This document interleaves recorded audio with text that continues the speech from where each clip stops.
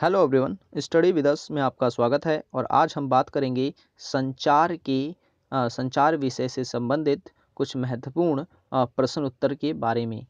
जो कम्युनिकेशन है यानी संचार, इस पे मैं पहले एक्सप्लेनेशन की कुछ वीडियो डाल चुका हूँ, जिसमें मैंने संचार को काफ़ी अच्छी तरह से बताया था कि संचार क्या होता है, कितने प्रकार का होता है, वगैरह वगैरह। तो आज जो इस वीडियो में हम बात करेंगे उससे संबंधित कुछ प्रश्नों के बारे में। और ये जो प्रश्न हैं वो बार बार परीक्षाओं में पूछे भी गए हैं, यानी ये रिपीट होते रहते हैं हमेशा। तो आप इसे ज़रूर देखें। तो शुरू करते हैं। आप पहले इसका जो आंसर है वो खुद सॉल्व करें, गैस करें। उसके बाद हालांकि मैं इसमें जो क्वेश्चन है उसके आंसर भी साथ साथ बताते चलूँगा, तो इससे आप भी समझ सकते हैं कि आपको कितना आता है और कितना नहीं। तो पहला क्वेश्चन ये है, कम्युनिकेशन शब्द की उत्पत्ति किस शब्द से हुई है? तो जो इसका आंसर है वो है कम्युनिस्ट शब्द से। नेक्स्ट क्वेश्चन है, कम्युनिस्ट शब्द की उत्पत्ति निम्नलिखित में से किस भाषा से हुई है? सो इसका आंसर है लैटिन भाषा से हुई है कम्युनिस्ट शब्द की उत्पत्ति। नेक्स्ट है, कम्युनिस्ट का साधारण बोलचाल की भाषा में क्या अर्थ होता है? यहाँ पर चार जो हैं हमारे सामने विकल्प दिए गए हैं। इसमें से जो उचित विकल्प है वो है उभयनिष्ठ, यानी दो व्यक्तियों या वस्तुओं के मध्य होगा, यहाँ पर मध्य समानता के आधार पर आदान प्रदान करना। तो ये होता है कम्युनिस्ट का साधारण बोलचाल की भाषा में अर्थ। नेक्स्ट जो क्वेश्चन है कि संप्रेषण एक ऐसी प्रक्रिया है जिसके अंतर्गत दो व्यक्तियों के मध्य क्या होता है? चार ऑप्शन है हमारे पास। पहला ऑप्शन कहता है अप्रत्यक्ष वार्तालाप किया जाता है। दूसरा ऑप्शन कहता है प्रत्यक्ष वार्तालाप किया जाता है। तीसरा कहता है अनुभवों का आदान प्रदान किया जाता है। और चौथा जो विकल्प है वो कहता है कि यह अनुभवों का पोषण करता है। तो इसमें से उचित जो उत्तर है आपका वो आप खुद गैस करें। तो मेरे अनुसार जो इसका आंसर है वो है आंसर नंबर 3, यानी अनुभवों का आदान प्रदान किया जाता है संप्रेषण की प्रक्रिया में। नेक्स्ट है क्वेश्चन नंबर 5। क्वेश्चन नंबर 5 में पूछ रहा है कि संप्रेषण संपन्न होता है तो किसके बीच में? चार ऑप्शन है। पहला कहता है दो प्राणियों के मध्य। दूसरा मशीनों एवं प्राणियों के मध्य होता है। तीसरा ऑप्शन कहता है दो पशुओं के मध्य, या फिर चौथा मनुष्य एवं पक्षियों के मध्य। तो जो इसका आंसर है वो है दो प्राणियों के मध्य जो है संप्रेषण संपन्न होता है। नेक्स्ट जो छठा क्वेश्चन हमारे पास वो है कि संप्रेषण की आवश्यकता के फलस्वरूप ही विश्व में अनेक प्रकार की प्रचलित है। तो क्या प्रचलित है? चार ऑप्शन है, बोलियां, ध्वनियां, भाषाएं व प्रतीक। तो इसका आंसर जो है वो है बोलियां।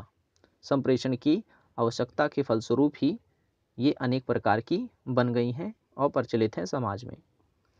नेक्स्ट है क्वेश्चन नंबर 7।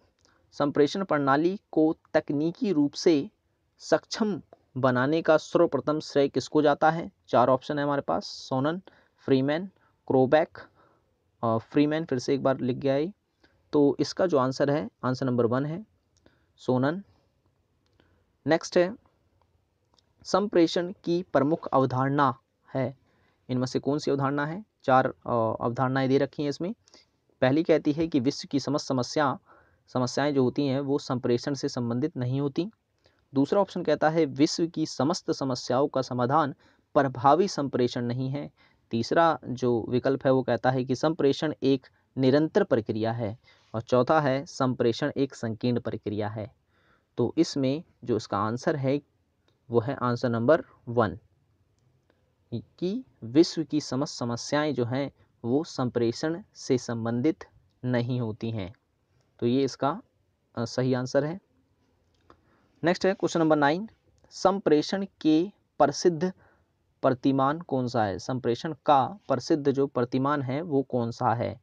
इसमें चार हैं, मनोवैज्ञानिक, अभियांत्रिकी या अभियांत्रिकी व मनोवैज्ञानिक, और चौथा है सामाजिक प्रतिमान। तो इसमें से जो सही आंसर है वो है अभियांत्रिकी प्रतिमान।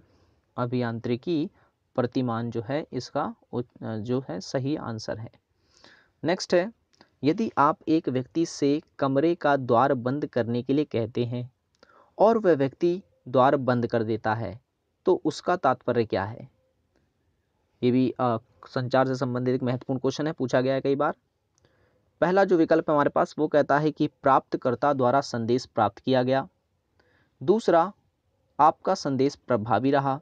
तीसरा विकल्प कहता है संदेश प्राप्तकर्ता आपका कहना मानने के लिए बाध्य है। और चौथा विकल्प कहता है प्राप्तकर्ता द्वारा संदेश भली प्रकार से समझ लिया गया।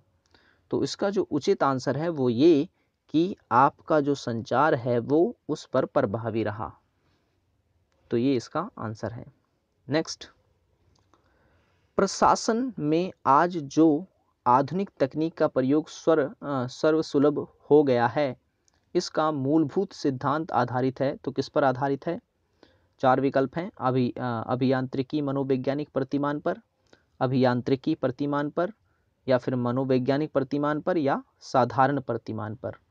तो ये 4 ऑप्शन हैं और इनमें से जो ऑप्शन है वो एक ठीक है। आप गैस करें पहले।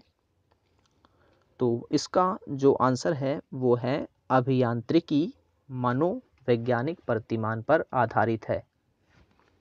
नेक्स्ट, संप्रेषण प्रक्रिया के प्रमुख तत्व विरोधी तत्व कौन सा होता है? संप्रेषण प्रक्रिया का प्रमुख जो विरोधी तत्व होता है वो कौन सा होता है? 4 ऑप्शन है। व्यक्तिगत संवेदी अंगों की विकृति, संप्रेषण यंत्र में त्रुटि, माध्यम संबंधी दोष, या त्रुटिपूर्ण भाषा एवं संकेत।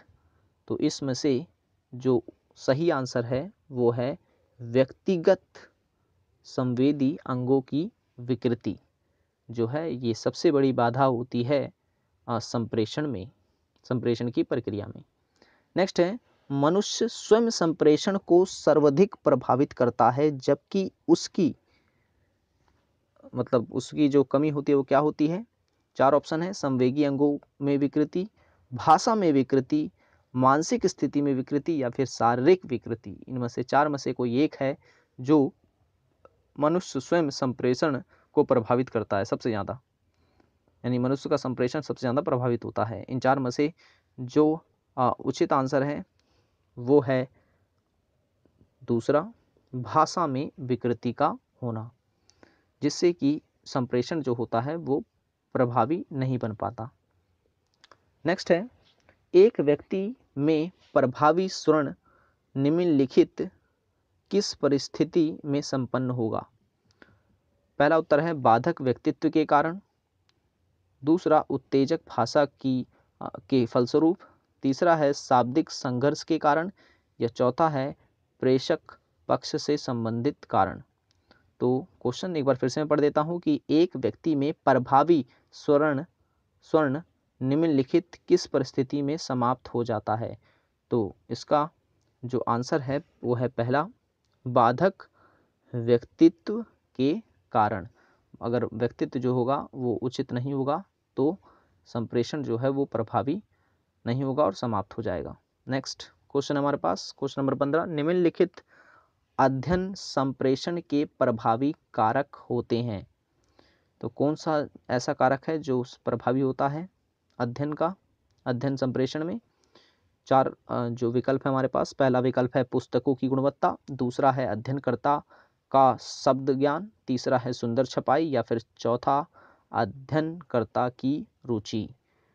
तो इसका जो सही आंसर दिया हुआ है वो है सुंदर छपाई। वो अध्ययन संप्रेषण के प्रभावी कारक होती है। नेक्स्ट क्वेश्चन है, संप्रेषण हो सकता है किसके मध्य? तो यहाँ भी ऑप्शन दिए हुए हैं 4। पहला साक्षात्कारकर्ता व साक्षात्कारदाता के मध्य, दूसरा गूंगे बहरे व्यक्ति के मध्य, समस्त प्राणियों के मध्य, या फिर पुस्तक एवं पाठक के मध्य।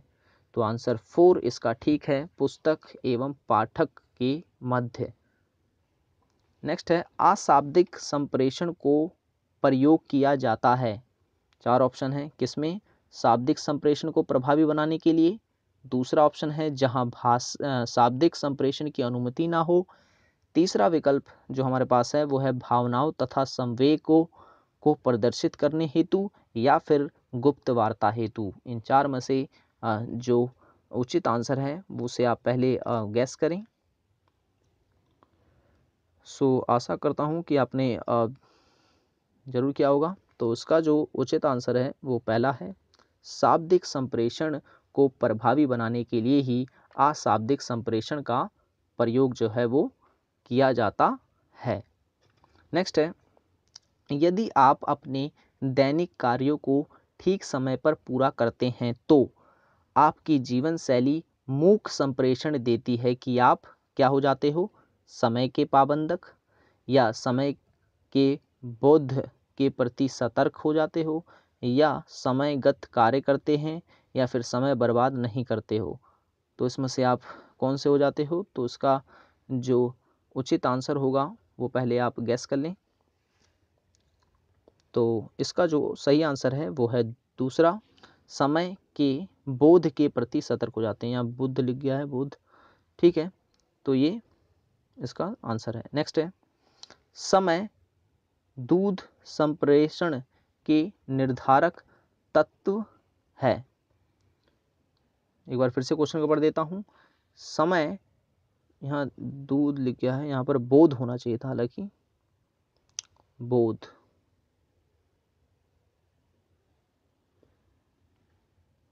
तो आप लिख ले इसे बोध।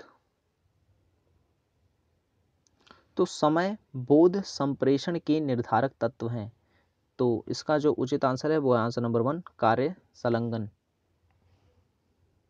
नेक्स्ट क्वेश्चन, विभिन्न प्रकार की दृश्य श्रव्य सामग्री को वर्गीकृत किया जाता है। तो किसमें वर्गीकृत किया जाता है? पहला ऑप्शन जो है हमारे पास मूक संप्रेषण के अंतर्गत, दूसरा है शाब्दिक संप्रेषण के अंतर्गत, तीसरा है संप्रेषण की प्रभावी विधा के अंतर्गत, चौथा है संप्रेषण की आप प्रभावी विधा के अंतर्गत। तो आपको इसमें पहले गैस करना है।